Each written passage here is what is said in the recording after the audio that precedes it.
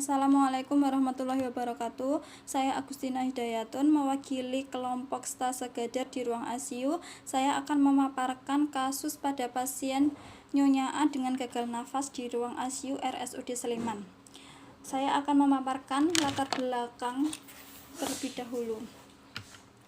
Latar belakang data yang didapatkan oleh The American European Consensus on pasien dengan gagal nafas di negara maju seperti Amerika Serikat pada tahun 2001 sampai 2009 mengalami peningkatan dari 1.007.549 orang menjadi 1.917.910 orang dengan kasus kematian gagal nafas dilaporkan sekitar 40% per tahun.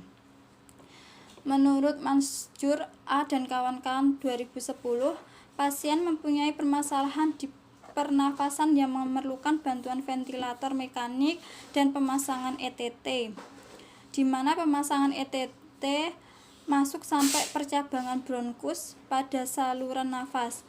Pasien yang terpasang ETT dan ventilator, maka respon tubuh pasien untuk mengeluarkan benda asing adalah mengeluarkan sekret yang mana perlu dilakukan tindakan suction. Tujuan pada kasus ini yaitu untuk menganalisis jurnal dengan judul The Effects of Endotracheal Tube Suction Measure on or Saturation Level in Valid Patient in ICU Greenwich Hospital. Untuk tujuan teorinya, untuk pengertian gagal nafas tersendiri, menurut Arif Mutakin tahun 2008, yaitu gagal nafas adalah pertukaran gas yang tidak adekuat sehingga terjadi hipoksemia, hiperkapnia, atau peningkatan konsentrasi karbodioksida arteri, dan asidosis. Untuk etiologinya ada 5, yaitu 1. Depresi sistem saraf pusat, 2. Kelainan neurologis primer, 3. Efusi pleura, hematoraks, dan pneumotoraks, 4. Trauma, yang kelima penyakit akut paru. Untuk manifestasi klinisnya ada hipoksemia, dyspnea, kianosis, bingung, somnolen, takikardi, aritmia, takipneu. Penggunaan otot bantu nafas, resesi penggunaan otot interkostal, polikiptemia, hiperkapnia, peningkatan aliran darah cerebral dan tekanan cairan cerebrospinalis, sakit kepala, asteresis, papiledema, ekstremitas hangat, denyut nadi mengecil, asidosis atau respiratori dan metabolik, penurunan pH, peningkatan asam laktat. Untuk komplikasi pada gagal ginjal ada 6, yaitu hipoksemia adalah komplikasi gagal ginjal ada 6, yaitu hipoksemia, hipertensi paru mengacu pada tekanan darah tinggi di pembuluh darah yang membawa darah ke paru-paru, 3. Aritmia, 4. Penurunan kesadaran, 5. Sesak nafas, 6. Bronkopneumonia. Untuk pemeriksaan diagnosisnya ada 6. Pertama, pemeriksaan AGD, 2. Pemeriksaan analisa gas darah yang didapatkan kadar O2 arteri yang rendah atau PaO2 kurang dari 60 mmHg dan kadar CO2-nya tinggi. Pemeriksaan yang ketiga ada fototoraks. Pemeriksaan keempat pemeriksaan EKG, pemeriksaan hematologi rutin, dan terakhir pemeriksaan kimia klinik. Untuk penata laksanaannya ada 7. Yang pertama, diberikan terapi oksigen. Yang kedua, pemberian ventilator mekanik dengan tekanan jalan nafas positif kontinu atau CPAP atau PEEP. Ketiga, inhalasi nebulizer. Keempat, fisioterapi dada. Kelima, pemantauan hemodinamik atau jantung. 6. Pengobatan bronkodilator steroid. 6. Pengobatan bronkodilator steroid. 7. Dukungan nutrisi sesuai kebutuhan. Untuk pengkajian keperawatan ada 2 pengkajian. Yang pertama pengkajian primer itu ada ABC. A itu airway, B itu breathing, C itu circulation. Dan pemeriksaan sekunder itu ada pemeriksaan fisik head to toe, pemeriksaan keadaan umum dan kesadaran, eliminasi, pemeriksaan kaji halu urin, terus pemeriksaan pada nutrisi, pemeriksaan nyeri pada satu sisi, ekspresi meringis, pemeriksaan neurosensori dan kelemahan. Untuk pathway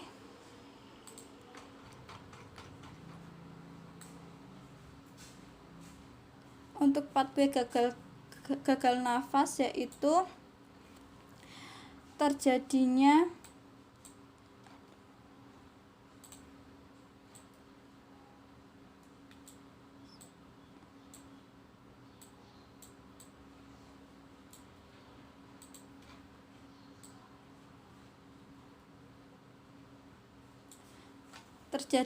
FP mismatch atau terjadi hipoksemia atau ada gangguan pada difusi gas sehingga menjadi hipoksemia.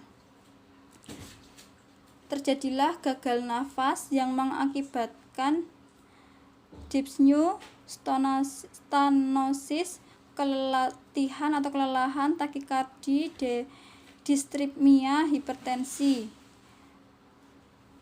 Lalu di sini terjadi tekanan positif inspirasi yang menyebabkan darah ke jantung terhambat sehingga menimbulkan venous return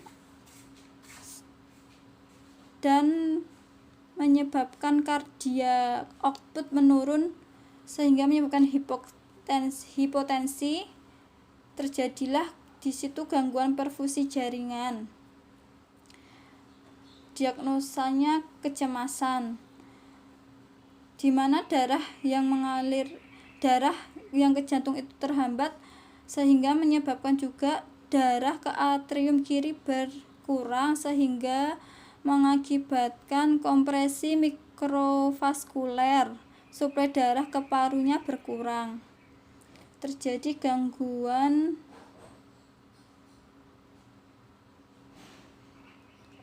oksigenasi.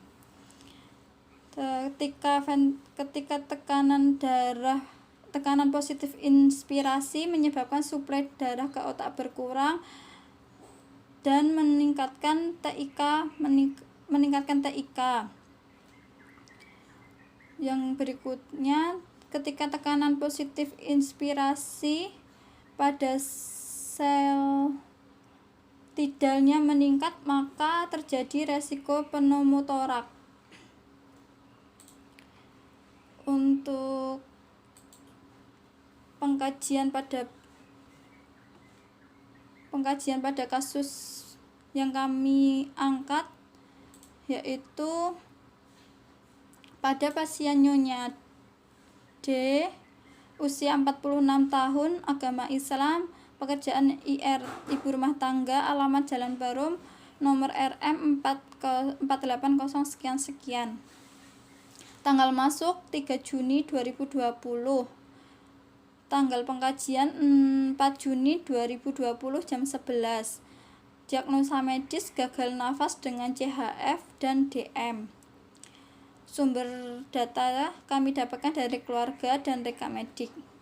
Untuk identitas penanggung jawab yaitu ada Tuan H, usia 50 tahun, beralamat di Jalan Barum, hubungan dengan pasien yaitu suami. Untuk riwayat keperawatan, keluhan utama yang dirasakan yaitu gagal nafas. Riwayat penyakit sekarang, keluarga mengatakan klien dibawa ke rumah sakit dengan alasan kondisi lemas, sesak nafas, dan 2 jam sebelum dibawa ke rumah sakit pasien tiba-tiba tidak sadarkan diri, tidak bisa dibangunkan saat tidur dalam keadaan mengorok. Keluarga juga mengatakan sebelumnya tidak ada keluhan nyeri kepala, tidak ada muntah, dan tidak ada kejang sebelumnya. Keluarga mengatakan klien juga menderita penyakit CHF, penyakit jantung, dan DM sejak 3 tahun yang lalu. Terdapat luka DM di paha kanan serta 3 minggu yang lalu klien baru saja dilakukan debridement oleh perawat luka. Untuk hasil pengkajian di IGD didapatkan TTV sebagai berikut: tekanan darah 106/50 mmHg, RR 36 kali per menit, nadi 140 kali per menit, suhu tubuh 37,2 derajat Celcius. Untuk riwayat penyakit dahulu, keluarga mengatakan jika klien 3 tahun yang lalu menderita diabetes mellitus. Untuk riwayat penyakit keluarga mengatakan tidak memiliki riwayat penyakit turunan, dan diabetes mellitus yang diderita klien bukanlah merupakan penyakit turunan dari keluarga. Untuk pengkajian primer dilakukan RW, yaitu pasien terpasang trakeostomi dengan ventilator mekanik, terdapat akumulasi sekret pada mulut dan ET. Untuk breathing, terpasang ventilator NUT SIM VIO2 70%, PEEP +5, VT 487, RR-nya 36 kali per menit, dan saturasi oksigennya 99%. Untuk sirkulasinya, tekanan darah 106/50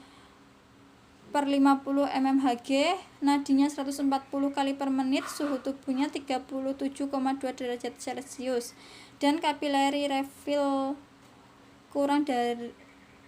lebih dari 3 detik. Disability, kesadaran soporokoma dengan GCS E1, ME-nya 1, ACE-nya 1, motoriknya 2, VET exposure. Terdapat laserasi DM di paha kanan. Untuk pemeriksaan fisik, pada kepala mesosepal, distribusi rambut merata, rambut sudah mulai beruban, tidak ada lesi, tidak ada hematom, mata kanan dan mata kiri simetris, konjungtiva tidak anemis, sklera tidak iterik, pupil isokor 1, kanan 1, kiri 1, hidung simetris, terdapat sekret, terpasang NGT, telinga simetris, tidak ada pembekakan, tidak ada cairan atau perdarahan, mukosa kering, mulut sedikit kotor, refleks menelan baik, tidak ada stomatis. Untuk leher, bentuk simetris, tidak ada lesi atau luka, tidak ada pembesaran kelenjar tiroid, dan tidak ada pembengkakan. Untuk pemeriksaan dada, kita lakukan IPA. Inspeksinya pengembangan dada simetris saat inspirasi dan ekspirasi, klien tidak sesak, klien nampak menggunakan otot bantu pernafasan, klien nampak bernafas cepat dan dangkal, tidak ada luka, warna kulit sesuai dengan warna kulit dasar. Untuk respiratorinya 36 kali per menit. Untuk palpasi tidak terdapat krepitasi, tidak ada hematom, tidak ada nyeri tekan. Untuk perkusinya suara paru sonor, auskultasi suara nafas ronki. Untuk kardiovaskuler, kita lakukan juga IPA, di mana infeksi tampak kardiomegali, terpasang elektroda. Untuk palpasinya teraba ictus cordis di intercostal 5, mid clavicula sinistra. Untuk perkusi suara redup pada lapang jantung, dan auskultasi S1 dan S2-nya loop dub. Untuk abdomennya kita lakukan IPA juga, di mana inspeksinya supel, bentuk simetris, tidak ada luka pada perut. Auskultasi peristaltik usus 13 kali per menit. Palpasi tidak ada nyeri tekan, perkusi suara timpani. Untuk genitalia normal, tidak ada kelainan. Ekstremitas kekuatan ototnya ekstremitas atas kanan kiri 111, ekstremitas bawah kanan kiri 11, dan tidak ada edema. Untuk integumen terdapat luka DM di daerah paha kanan, selangkangan, serta pantat sebelah kanan. Luka nampak bernanah, ada pus dan belatung. Kulit elastis, turgor kulit lembab, akral teraba hangat. Untuk nyerinya PDM post deployment minggu ketiga. Kualitas seperti tertusuk-tusuk atau nyut-nyut. Tempatnya pada paha kanan dan selangkangan. Skala nyeri 5. T-nya setiap saat. Untuk monitoring TTV,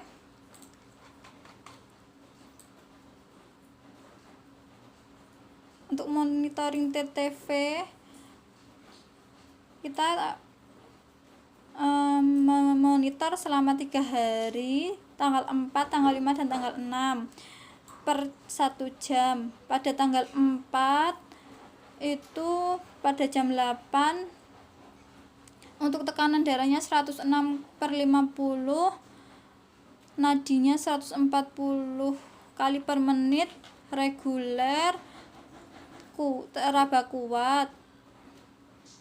Dan untuk pernafasannya 36 kali per menit. Saturasi oksigennya itu 99%. Suhu tubuhnya 37,2. Untuk jam 9 tekanan darahnya meningkat sedikit 110/63 mmHg. Untuk nadinya 130 kali per menit, reguler. Frekuensi nafasnya 36 kali per menit, dan suhu tubuhnya tidak dimonitor. Pada jam 10 tekanan darahnya 119/60, nadinya 130 kali per menit, iramanya reguler, renggangannya kuat, pernafasannya 35 kali per menit, dan suhu juga tidak dimonitor. Jam 11 127/60 mmHg, frekuensi nadi 120, RR-nya 36, suhunya tidak terkaji. Jam 12 tekanan darah 120/62 mmHg, frekuensi nadinya 120, irama reguler, RR-nya 34 kali per menit, irama reguler juga. Saturasi oksigennya 98%, suhunya tidak terkaji. Sampai jam 2 siang tekanan darahnya 133/59 mmHg, untuk nadinya 100 kali per menit, irama reguler, RR-nya 35 kali per menit, iramanya reguler juga.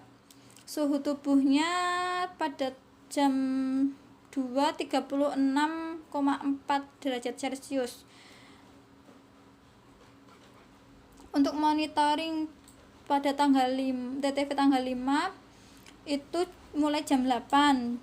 Tekanan darahnya 114/54 kali mmHg, nadinya 105, irama reguler, pernafasannya 36 kali per menit untuk frekuensi, dan saturasi oksigennya sudah 99%.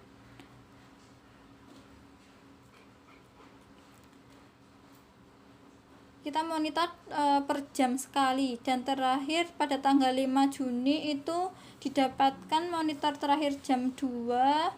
Sebelum kita operan itu tekanan darahnya 107, mulai penurunan per 53 mmHg. Nadi dengan frekuensi 89 kali per menit, irama reguler, pernafasannya 25 kali per menit. Suhu tubuhnya 36,2 derajat Celcius. Sadaran sudah mulai komposmetis dari hari kedua tadi tanggal 5 Juni dari pagi. Terus tanggal 6 monitoring dari jam 8 juga sampai jam 2 siang. Pagi untuk tekanan darahnya itu 120/60 mmHg, frekuensi nadinya 91 kali per menit, irama reguler, pernafasannya itu 35 kali per menit, irama juga reguler, dan suhu tubuhnya 36,6 derajat Celcius. Sudah mulai baik kesadarannya, sudah komposmetis. Sampai pada pukul 2 siang tekanan darahnya sudah mulai membaik, 120 sudah stabil 123/58 mmHg, dan nadinya sudah 88 kali per menit. Irama reguler, regangannya kuat, frekuensi nafasnya 20 kali per menit, irama reguler, dan suhu tubuhnya 36,8 derajat Celcius, kesadaran komposmetis. Untuk pemeriksaan fisik sudah. Untuk intake outputnya pada tanggal 4 Juni 2020 jam 1, intake-nya itu masuk lewat parental sebanyak 800 cc, entral 200 cc, total 1000 cc, dan outputnya urin sebanyak 600 cc, IWL 262,5 cc, muntah tidak ada, drain tidak ada, totalnya 862,5 cc. Untuk balance-nya plus 137,5 cc pada tanggal 4 Juni. Pada tanggal 5 Juni intake via infus itu 300 cc, enteral 450 cc, total pada tanggal 5 Juni itu totalnya 750 cc dengan outputnya IWL 10/50/24/7 itu totalnya 147 cc per 7 jam. Urinnya sebanyak 200 cc, dari totalnya itu 347 cc. Untuk balance-nya plus 403 cc. Pada tanggal 6 Juni jam 1 intake-nya masuk via infus 200 cc, enteral 250 cc, totalnya 450 cc. Untuk outputnya 10 kali 50/24/7 didapatkan 147 cc per 7 jam. Urinnya keluar sebanyak 400 cc, totalnya 547 cc. Untuk balance cairannya didapatkan minus 87 cc per 7 jam.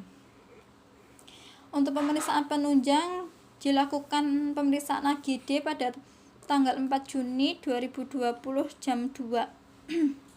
Didapatkan hasil pH-nya 7,49, CO2-nya 19, PO2-nya 207, saturasi oksigennya 15, dan HCO3-nya 14,4.